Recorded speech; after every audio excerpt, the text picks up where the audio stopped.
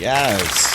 Because Willie was everything with speed and precision, on point with the beat, with an expression, always kept something new in his performance. That's what I look for. And every time when I perform, I try to always perform with something, add something new to what I'm doing.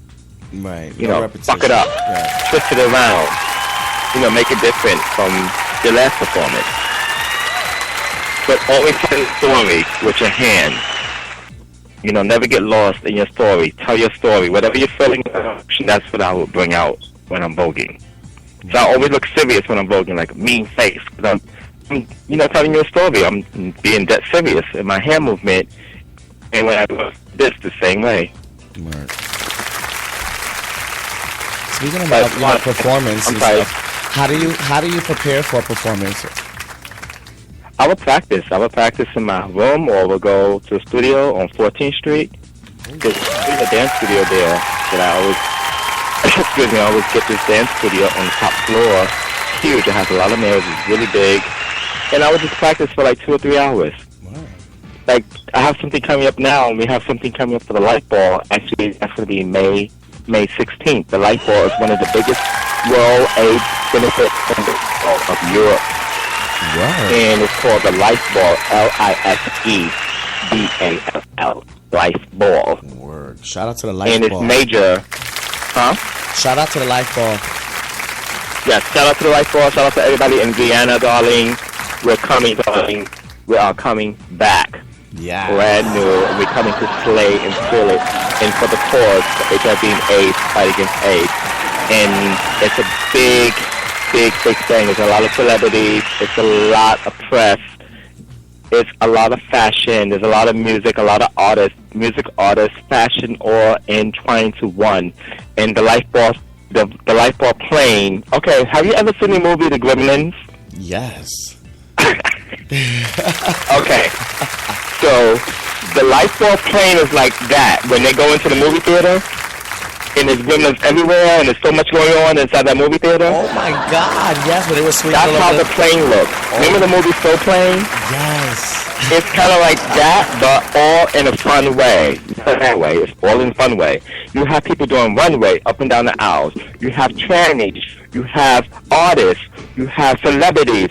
Everybody's on that one plane. It's called the Life Ball plane. Whenever this is only once a year. This happens in May. It takes everybody. It's a party plane, honey.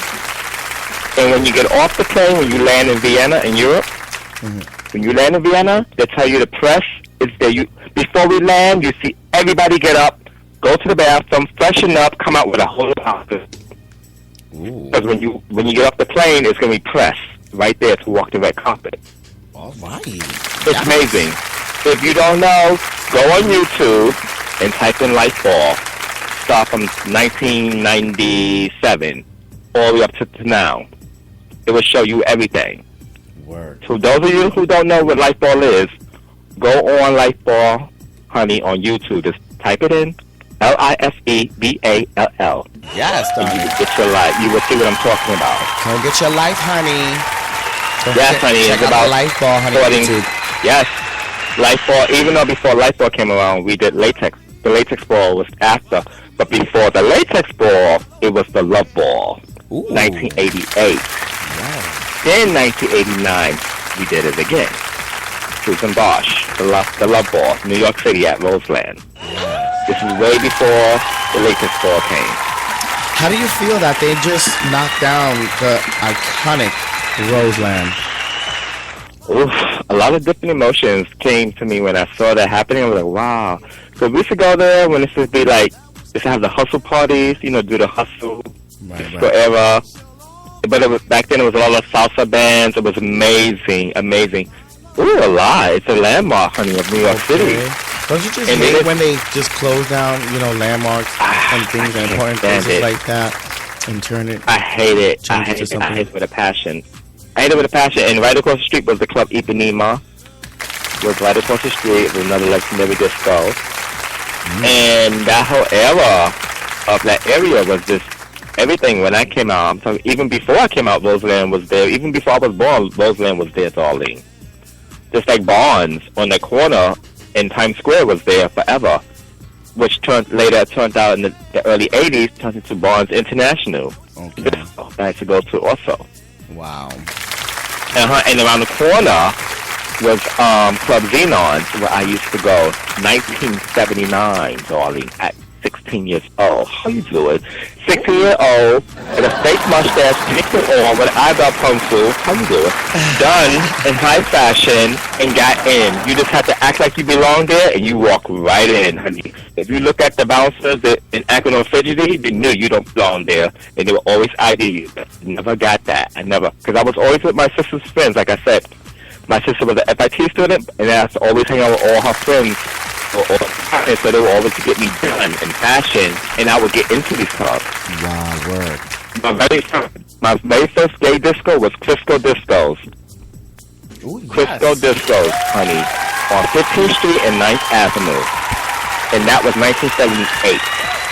I came out 77, 78, I was already in the disco. Yes, educate the downtown. girls. Yes. Downtown. On 15th Street. But before that, up here in the Bronx, up here in the Bronx, at 13 years old, 1976, I was already at the club. At 13 years old, trying to be grown. It's a club called Fantasy. It was called Fantasy Island. Ooh. On the Grand Concourse. It was Silver. Oh, yes, the Grand Concourse, honey, in the Bronx. Yes, honey, right here in the Boogie Down. Yes. And then, so then I ventured my way back. When I came out of my closet finally in 77, honey, that was it. That was all that she wrote, honey. Once we hit the village and we used to get down there, honey, that was it. All you could smell was the coffee. You know, the coffee in the morning. In the morning, you smell the fresh coffee beans. Yes. But when nighttime hit, darling, when nighttime, okay, let's go to the pier. When nighttime motherfucking hit. Okay.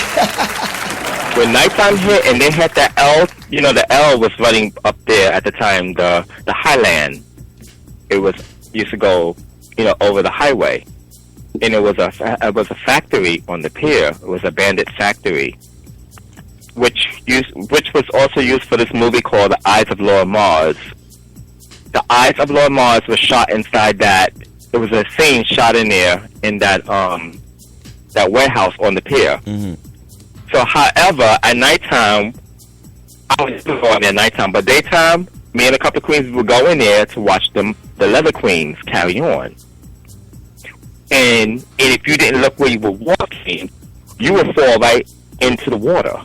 Oh, wow. You get it? Because it was over here, the factory. Oh, my but God. the scandal is, but the real scandal is how we used to go upstairs and we used to look through the holes in the wall. There were holes in the wall.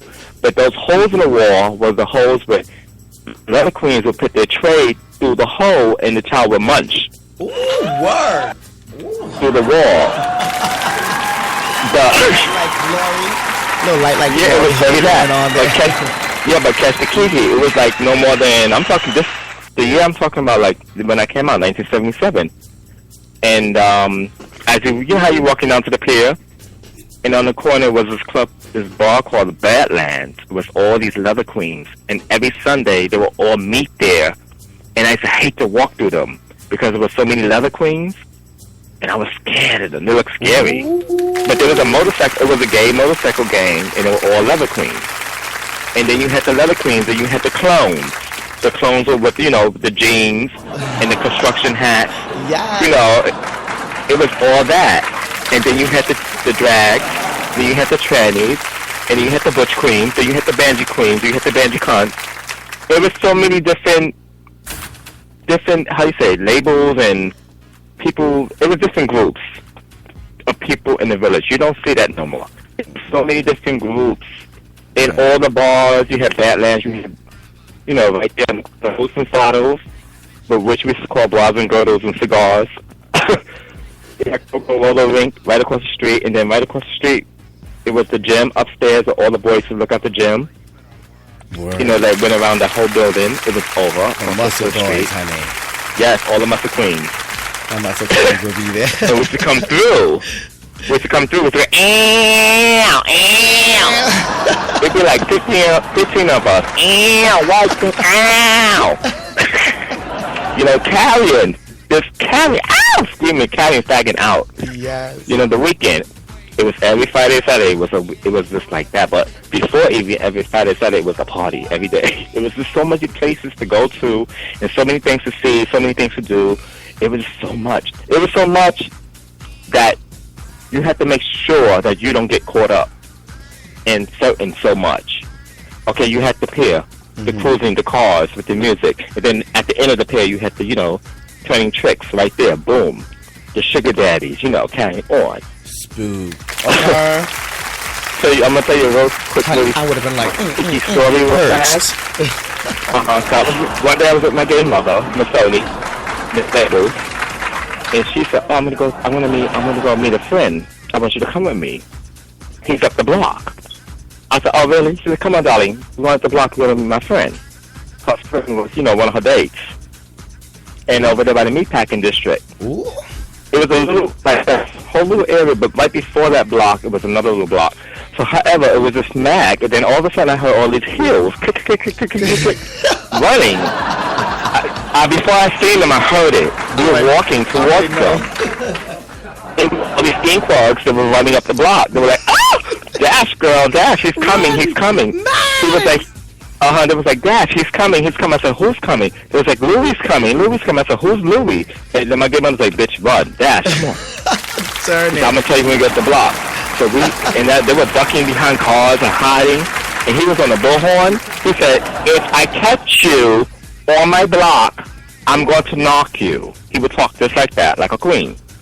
Ooh. He said, "If I catch you girls on my block, I'm going to knock you and lock you." He said it just like that. And I was like, "Who's that?" And I was like, "That's Louie." And honey, an hour later, I'm over here waiting for her, right? And guess who pulls up on me? Louie. He comes out the car. He said, he come out the car. He said, "Come." He said, "Get over here, you. Get over here." Italian cop. He looked like Sylvester Stallone. Oh, no. He came over to me. He said, "I never seen you here before." He said, "I never seen you here before. Who are you?" Yes, he did. He talked to me just like that. He said, "Who are you? I never seen you here before. And what are you doing over here on my block?" He said, "Do you know who I am?" I said, "No." He said, "I'm Louie. Louie. Remember that name, Louie." And he said, "If I see you again, I'm going to take you in. You're going to know who I am." Yep. Honey, I dashed up Christopher Street so quick. Honey, what? I didn't want no parts. I said, "Oh my God, he was over." He was over. He read me right then and there, and he told me, "If I ever see you again over here, I'm going to lock you, and you're going to know who I am." Yep. And I never ever wanted to see that man again. Oh my God! Do you think he was a date on the low? Of course he was. I already caught them. When I caught, then she told me, they was like, yeah, he would catch the girls. He would catch the girls and let them off after they munched him. Ooh, but the kicky was, I saw him in action. He chased this girl up from the Washington area, you know, the meatpacking area. Christopher. He came in Tiffany's and got her. Ooh. He said, "Didn't I tell you I was going to catch you and knock you?" And he knocked her, boom, and pushed her right into the car. Honey, it was over. It was like a scene out of a movie. I'm telling you, it was those days was everything. Oh my God! I already knew who it was when I saw him. I said, "Oh my God, that's Louie. That's Louie." They were like, "Yeah, he don't play, honey." And it was like, well, she had a warrant, and she was dashing. She tried to run up in Tiffany's behind, like she was hanging out with her girls all day. She said, "Oh, no, I've been here all night." He was like, "Never. Let's go." And he knocked her right inside her head. Boom. He said, "Don't let me have to hurt you up in here. Let's go." And I never forget. I said, "Wow, that's Louie, honey." I stayed my ass away from down there. I said, "Oh, no. No. But other than that, I did have my little 8 thugs too, honey. Yes, I motherfucking did. Oh, that's right. I had my little sugar daddies too, darling. Yes, I did. And it was era. Oh my God. Let's go back a little bit to the beginning of your ballroom scene career. What categories did you serve? What category? My favorite category was Old-Way. All right, the only way. European Runway. Old-Way, and then I started venturing off into, like, how you say, bizarre. A lot of bizarre. I like to dress up in different looks anyway, so I was, like, more into bizarre. Okay. bizarre,